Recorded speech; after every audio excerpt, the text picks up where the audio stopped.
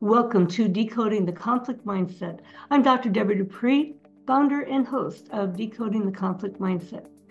I am delighted to bring to you someone very knowledgeable and incredibly experienced in the field of employment law. Jack Schaedel has over 27 years of experience working both sides of the labor and employment law factors. And he first trained, went to law school at UCLA, but trained at Cornell before that. And he brings to us insight and awareness about a new law in California called SB553, Workplace Violence Prevention Plan. And not only does he share some of the insights about the 4 types of violence employees and employers should be aware of in today's work world, but also goes into what employers can do to manage, actually prevent the potential of violence in the workplace. And so with that, he shares with us a number of insights, and we're really here to talk today about workplace violence as a form of workplace conflict, rethinking, changing the mindset.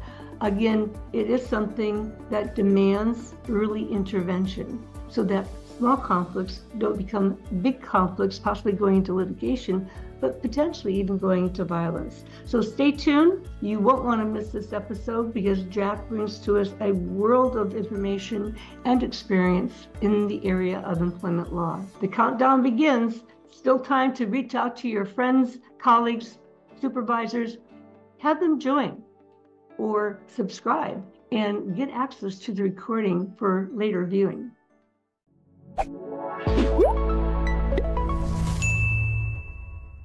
Welcome to Decoding the Conflict Mindset podcast. I'm Dr. Debra Dupree, founder and host of the DCM podcast. And one of my passions in hosting this kind of program is to bring thought leaders that represent perspectives about people in conflict. And with that, so we can transform, change confrontations into conversations. I have a particular passion about the workplace because that's all a place where we need to go in order to make our living. But it's really an interesting place because it's also filled with people with all kinds of backgrounds from all over the world. And so today I'm delighted to have with us guest speaker, Jack Schaedel, an employment lawyer in the greater Los Angeles area, closer to the vicinity of Pasadena. And he has got a lot of things in his background. But I'm always curious to hear how people get into the field of law. There's usually a personal story that tends to trigger that pursuit of that pathway. So welcome, Jack. Thank you very much. Great to be here, Deborah. Great. And so, Jack, I want to get started with that. I have several questions, and we're going to talk about workplace violence today. How did you get started in the field of law?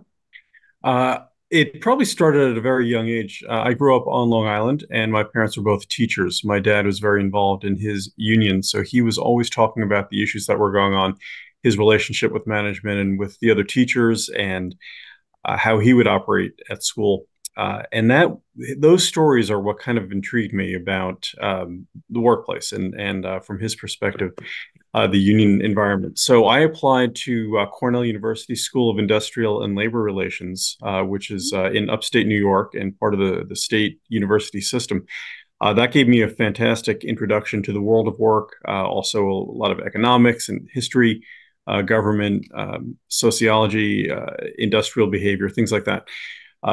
I learned everything there was to learn about the workplace and decided to pursue a career in law. I came out to UCLA in 1992.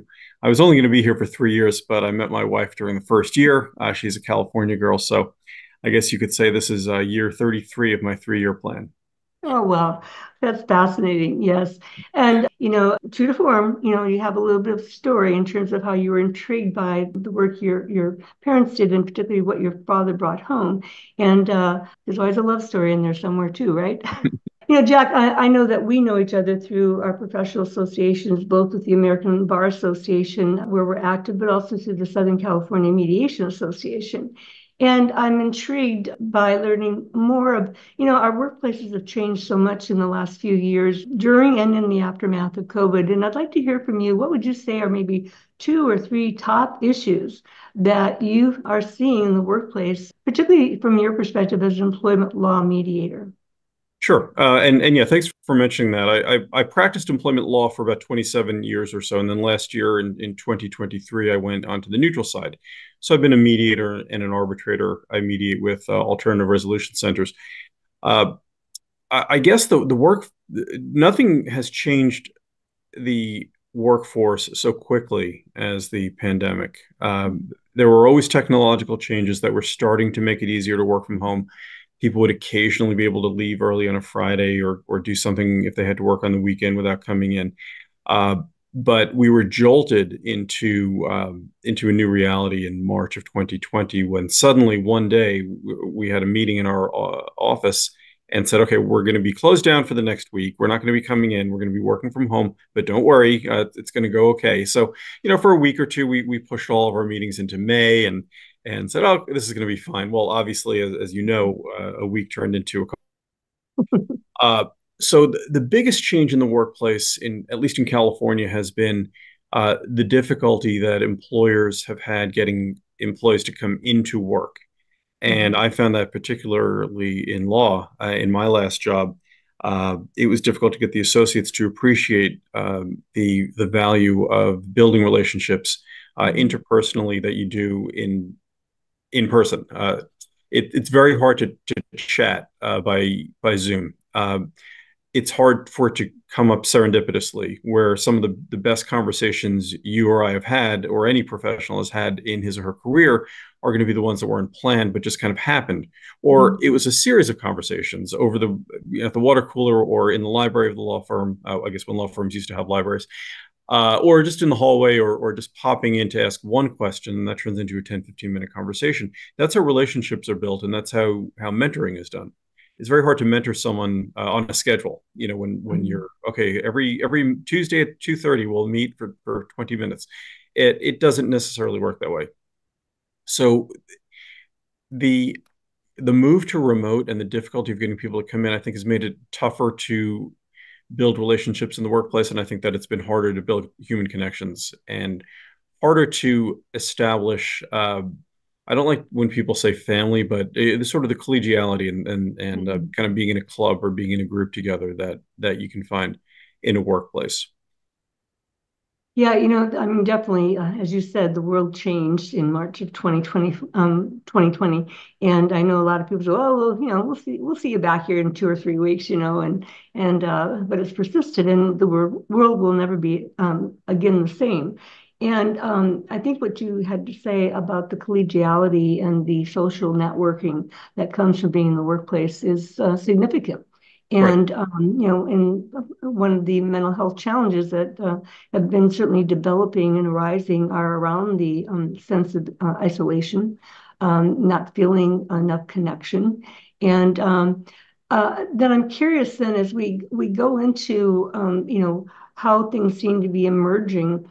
Um, one of the things that, is coming forth very soon is Senate Bill 553 that was passed into law by Governor Newsom here in California. And the focus of that, I'm finding that a lot of people are still not aware of what that is, but it's a plan for employers on, managing workplace violence prevention. And so coming up with a plan, so it's WVPP, I guess. And it's similar to what was happening in 1993 when a law was passed for employers about how to manage injuries and illnesses, with the Injury and Illness Prevention Plan. And at least from my perspective, I saw that make a big difference in terms of how employers, responded to employees' work injuries as well as other medical conditions that impacted their work. And given I mean, you hear it in the news every day, somebody's been shot or another mass murder. And we certainly know that schools have been targeted as workplaces for a whole host of reasons. And not just as a workplace, but as an educational facility. But violence in the workplace has been there for a while. And so, the first question then is that, what are we seeing in terms of violence in the workplace today? Sure. Violence in the workplace, unfortunately, is nothing new. And to tie it back into the labor movement, uh, you had violence in the workplace in the 19th century between employers and employees, and employees attempting to form unions, and that being broken, and workers sometimes finding other means. The Wagner Act, or the National Labor Relations Act of 1935, was intended to create ways for management and labor to get along and to collectively bargain and to build relationships that way. That was a step forward, of course, and we've lived with that for 80 something years, 90 years now. However, society unfortunately has become more violent over the past century. I mean, there's always been violence in American history too, and you could say we were founded in revolution. I mean, it wasn't, we didn't ask Britain for our freedom, and they said, okay, that's fine. It had to be taken by force, and so like conflict in general, it's you can't just say, oh, it's a horrible thing, it's a terrible thing per se. However, the way it manifests, of course, can be truly tragic and truly horrific in the workplace. I don't know when the current, let's say, trend of workplace violence began. I mean, there were a lot of celebrated cases in the 1980s of mass shootings. The term "going postal" became a phrase, which I think is very unfair to postal workers, 99% of whom are, I'm sure, wonderful people and would never dream of doing such a thing. But that's what gets conjured up when you think of workplace violence. There are really four types of workplace violence. Type one is where the person has absolutely no relationship to the place and is only being opportunistic.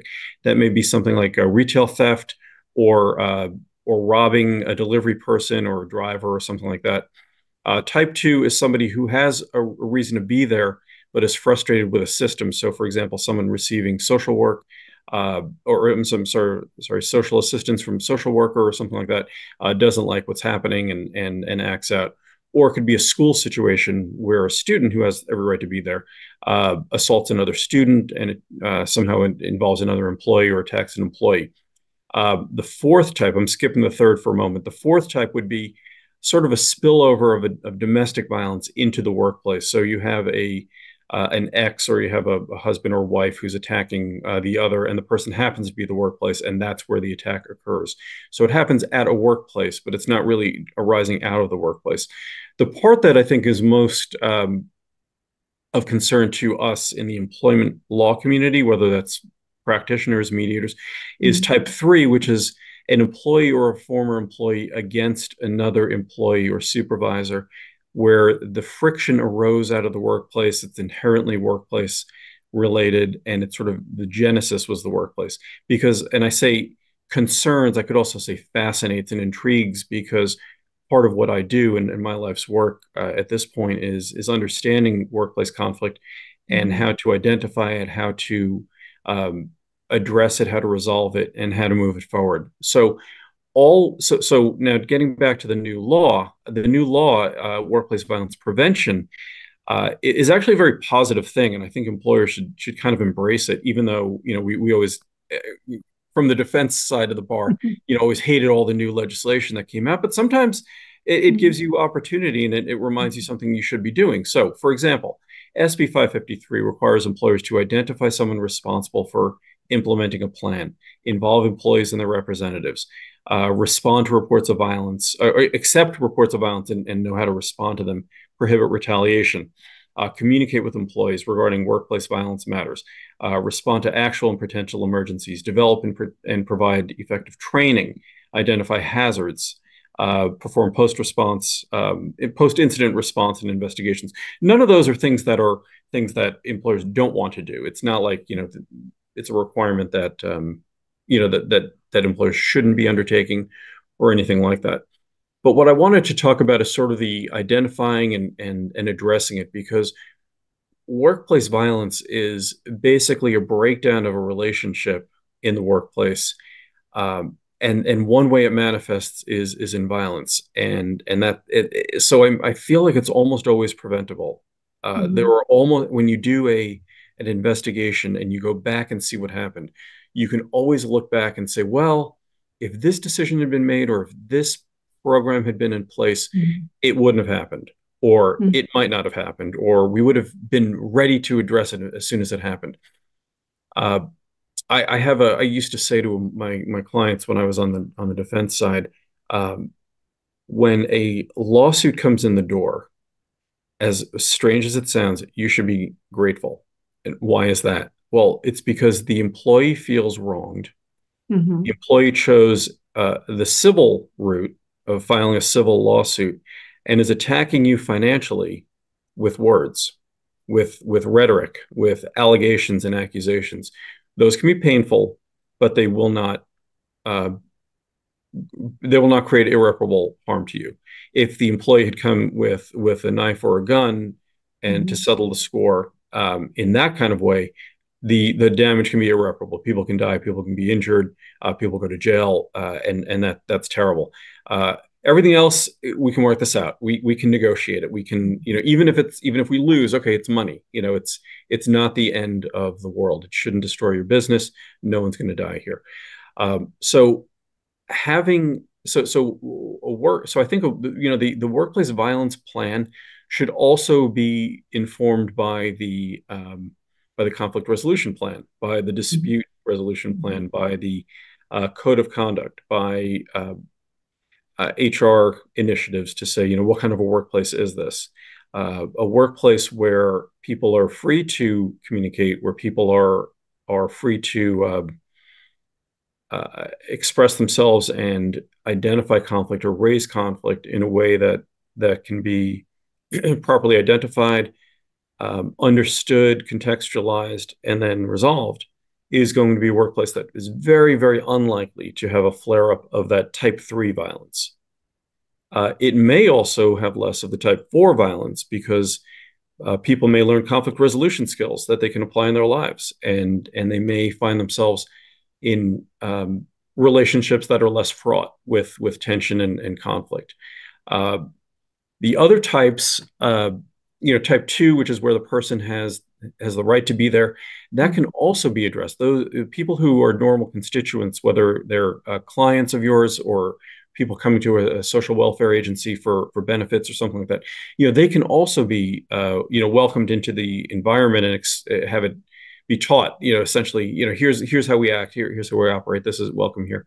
And schools, of course, schools as a workplace. My daughter is currently a teacher. I mentioned my parents were teachers. My wife is also a teacher. My daughter's a teacher. So whenever I hear about a school violence incident, I always worry, would my daughter's school, my wife's school be next? And I just hope that they have good programs, to mitigate those risks, of course. And then the type 1, that's a little bit different. That's not so much an employment issue.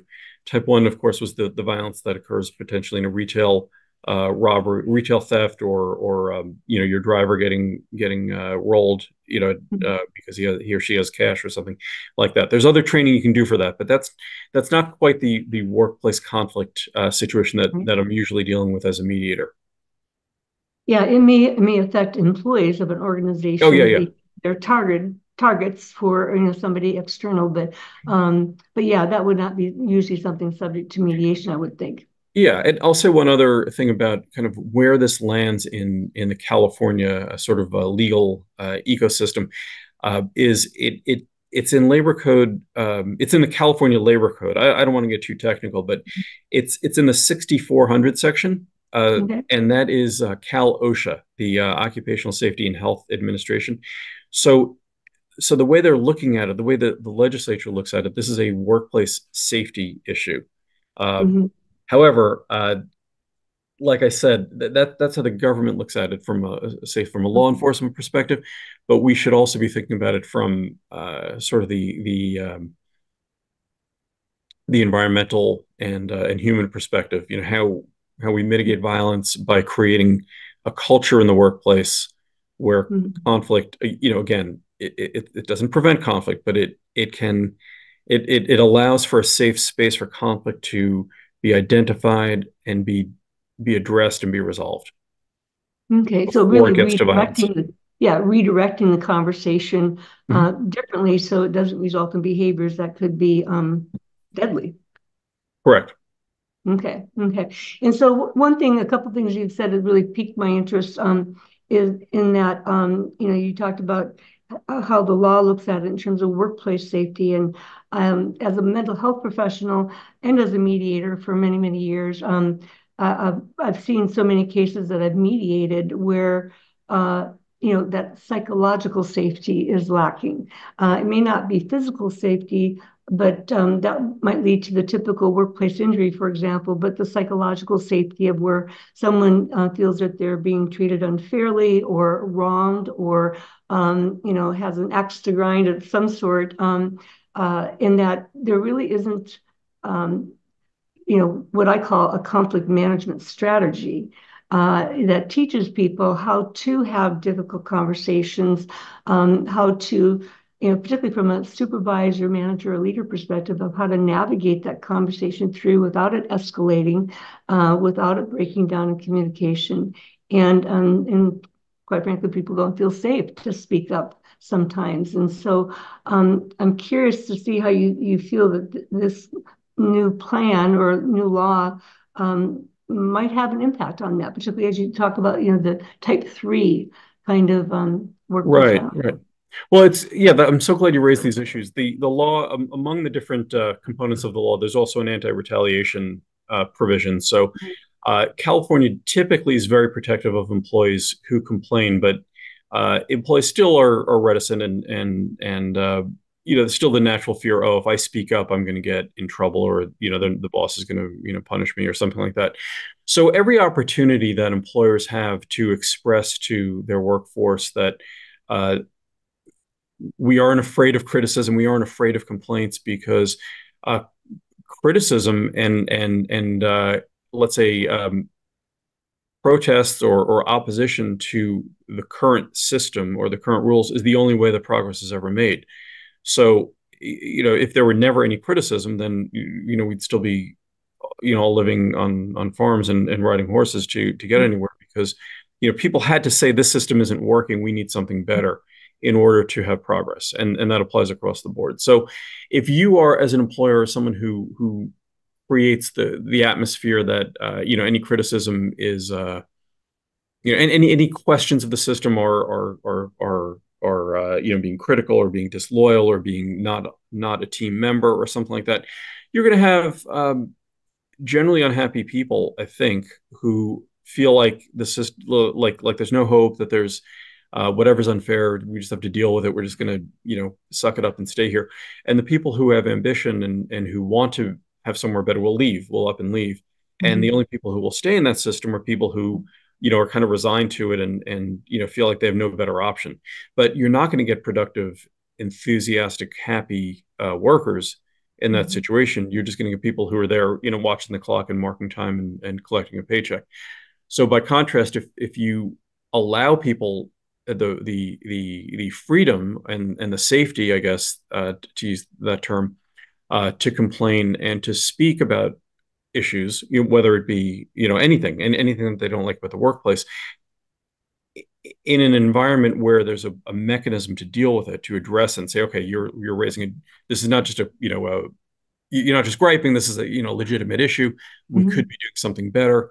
Your workforce will probably be better for it. So to the extent you can, this is my advice for employers, is to look at the new requirements of the law, and instead of resisting or doing the minimum, embrace them and see what more can you do, and what are ways we can take our current workforce, or even with the same people, and transform it into people who feel empowered about being here, because then they'll feel good about being here, because they take a sense of pride and more of a sense of ownership, not only of their jobs, but of the general mission of the organization, and they all want it to be a success, and they'll keep each other focused, keep each other encouraged and driven in the same, moving in the same direction. So to me, that's the way to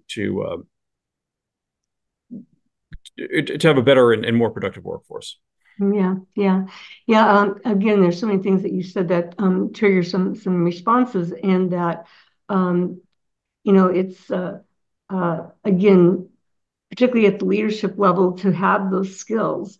And it's really about changing the way we think about conflict, because like you said, and I love that approach to it, is that we wouldn't have a lot of the developments and advances in the world that we have today if somebody didn't challenge it, right? Right. And so taking that fear out of, being challenged, being questioned, and then also, I like to emphasize to people I come into contact, conflict is not a bad thing. Conflict can be really a great thing in terms of helping people look at what needs to change.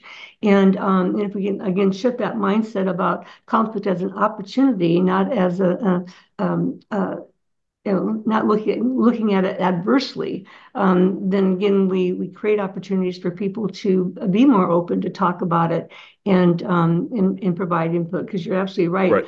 People can contribute, and their expressions are actually heard, and part of that may even be a part of the solution. Then they feel, like you said, the greater ownership, the greater inclusion, the greater commitment that the employer is actually responding to their concerns and taking into consideration how they see things. That's right. Yeah. And so I'm curious, Jack, as far as you know, well, I will say one thing. When you mentioned the anti-retaliation, interestingly enough, and at the federal level, under the Equal Employment Opportunity Commission, and you might remember this stat because I presented it in a conference that you attended back in August. But retaliation is actually the number one form of complaint before the EEOC when it comes to issues that employers raise, followed by disability. And I think the number is either 53 or 57%, but it's in the 50 to 60% range.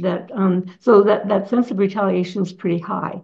And so this is where, again, a wake-up call for employers. How are we approaching these things? Are we encouraging people to speak up and to talk out, and are we listening to their concerns, or are we resisting and fighting back? Exactly. And if people have the perception that the complainers are getting fired, then they'll be much less likely to speak up, more likely to either just accept the way things are or just quit rather than try to make a change where they are. I guess the problem though sometimes is that people sometimes the way the law is written is, there's a presumption that if there's a complaint and then there's an adverse action like a termination within X number of months, there's a presumption that it was because of the other. And that can be abused. Someone can just, every 90 days complain about something just to have it on record that they complained and try to make themselves, termination proof. So it can be abused. I'm not saying it's a panacea. These laws are not panacea. I guess I'd say the positive expression of all this is, to kind of get employers thinking a little bigger and thinking about, ways that they can transform the workplace. Mm-hmm. What I don't like, and I guess I shouldn't say this because as a mediator, people come to me to resolve, lawsuits usually.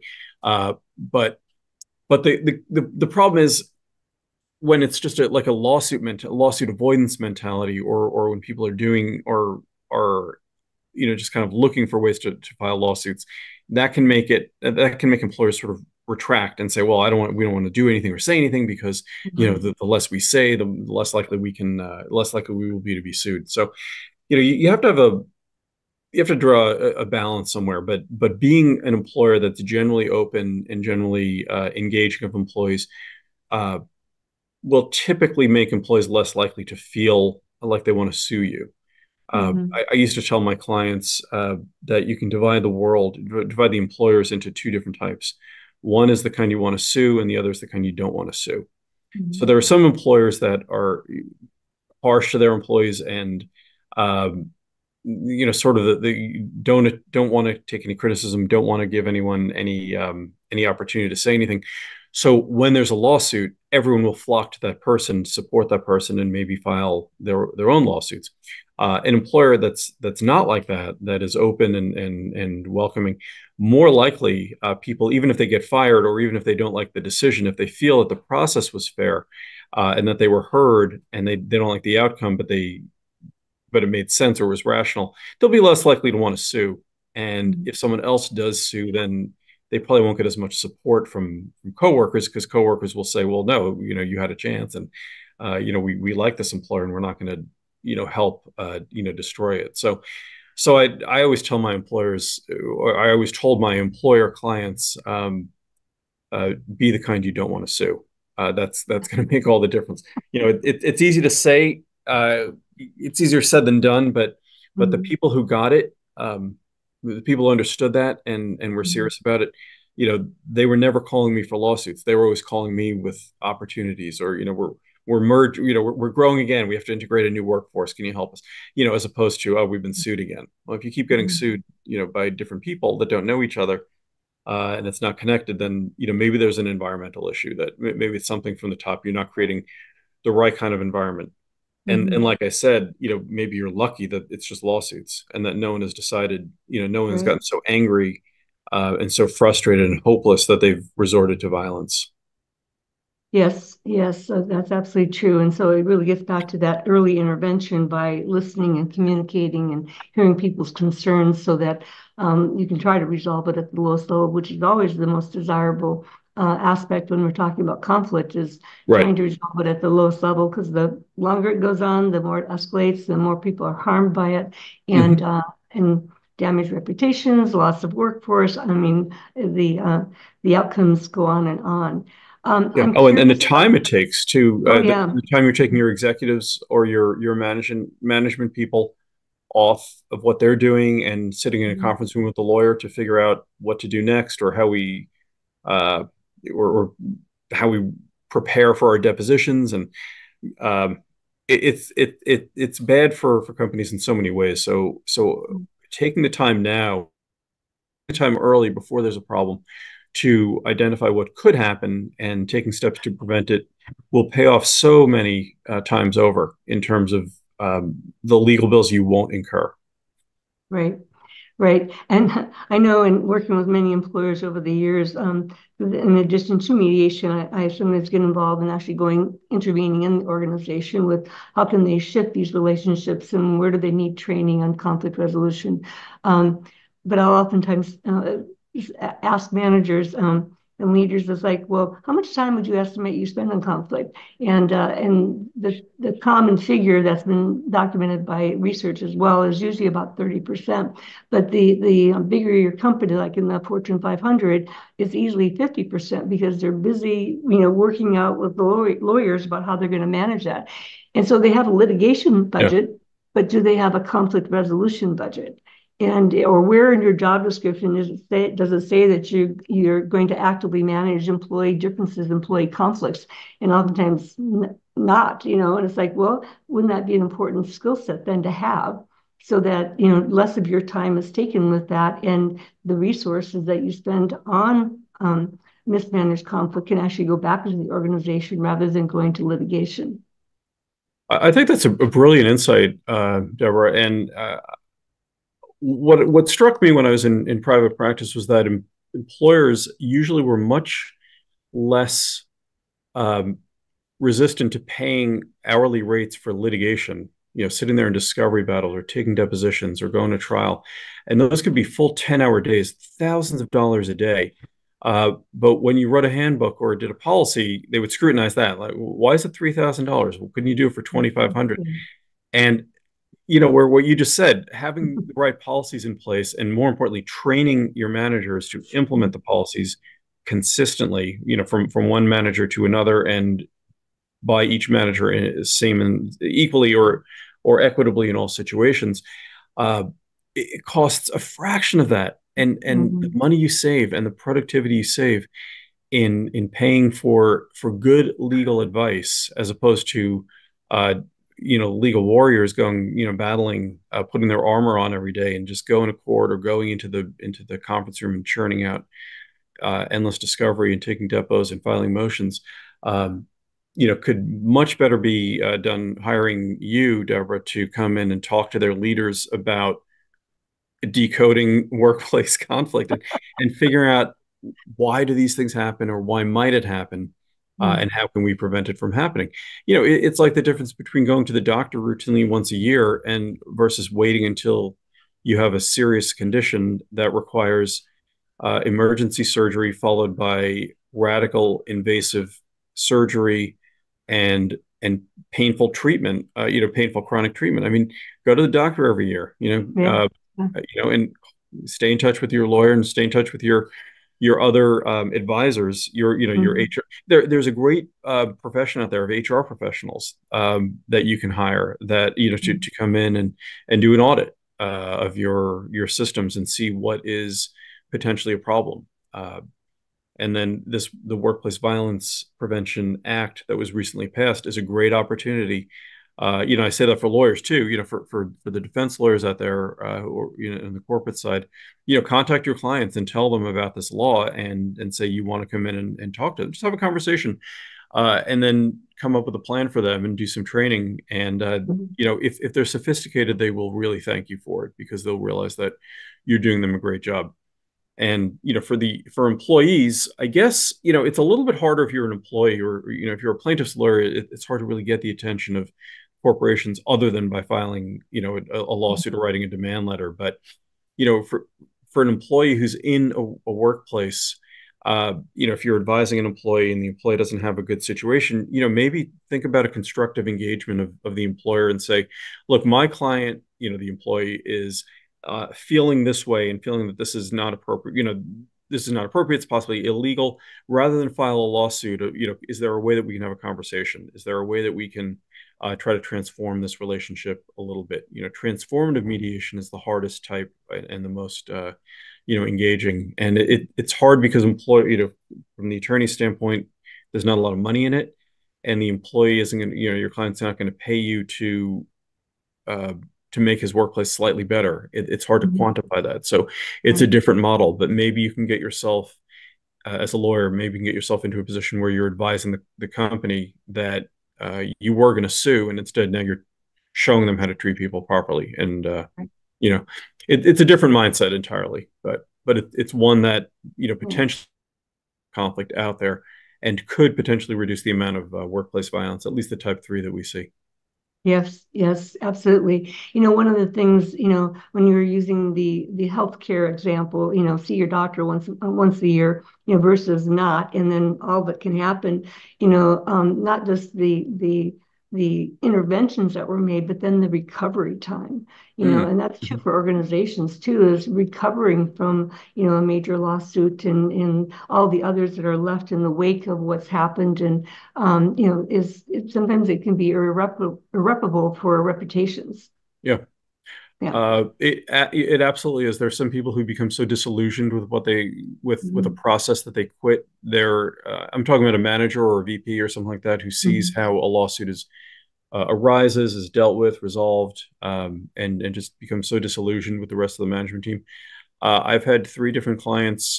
These were employees literally die Mhm. during litigation because it's a very stressful and Right. an unpleasant way to live.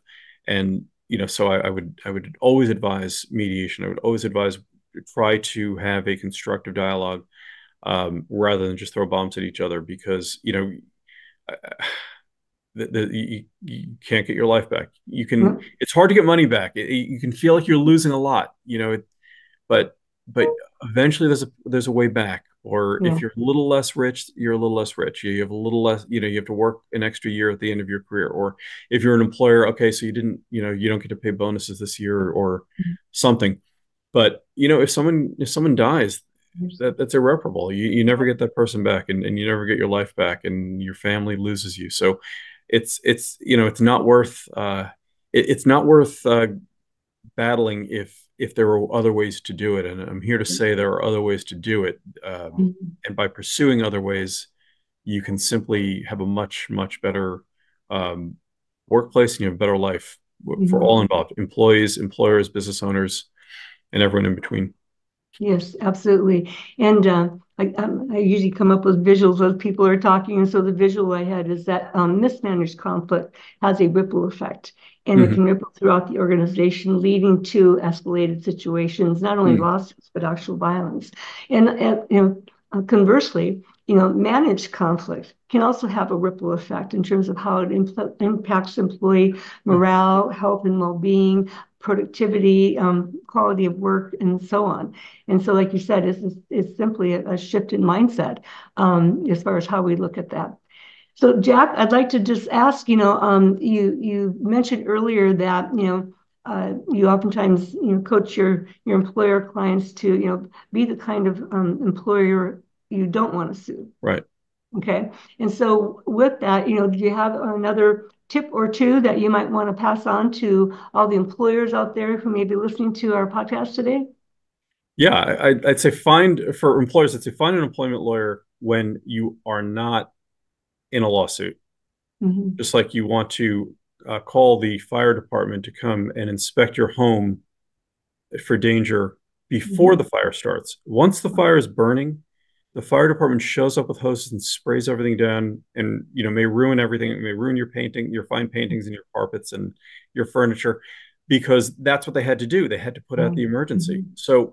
So think of your lawyers as your essential sort of life partners in terms of your business, and call them when there's not an emergency. Just like, again, the doctor analogy is another one. See your doctor every year, whether you feel sick or not, because you can't tell how your arteries are. You can't tell whether your different systems of your body have any issues. You don't know what your numbers look like or your blood work looks like.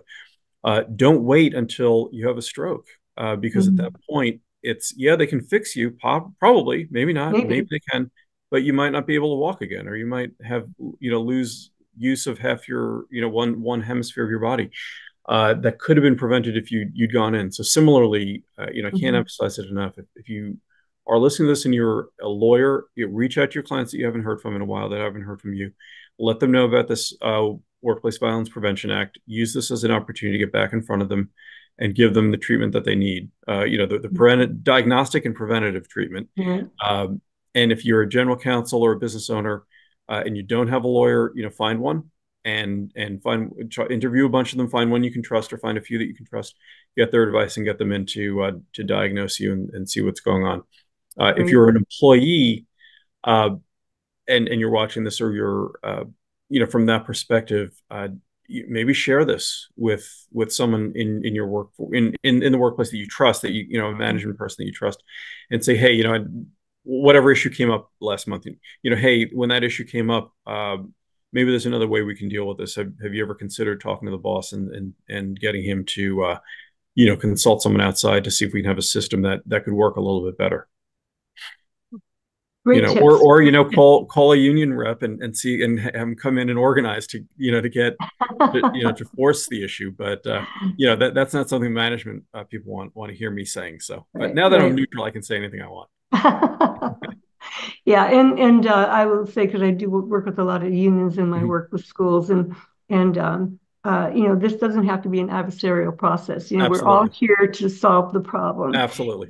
Yeah, and so a collaborative mindset also is key to this. Yeah, and I think that goes back to the things you were saying earlier. So, Jack, I know that you've written a couple of great articles as well, and those are available to our viewers and listeners in our comments box below. So hopefully you'll be getting some traction with that. But I want to say thank you so much for being here today and shedding some light on SB553.